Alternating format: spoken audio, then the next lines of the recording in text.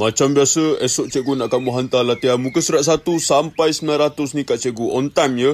Siapa lambat, kena sebat. Nikmat. Jap. Macam ada something tak kena. Mana Leman dengan Mail? Oh, dorang pergi tandas tadi cikgu. Waktu cikgu mengajar. Apa? Pergi tandas? Ini tak lain tak bukanlah ni. Sedapnya nasi ayam kukus ni. Syahdu wow. Cikgu dah agak. Alamak cikgu. Kita orang boleh explain. Ya cikgu, saya period cikgu. Abah kau laki period.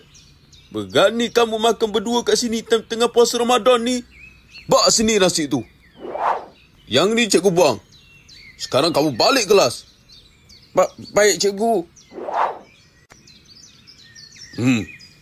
Rasanya diorang dah pergi jauh. Nasi ayam kukus selamat. Sayang ni kalau buang. Terima So terpaksalah saya habiskan.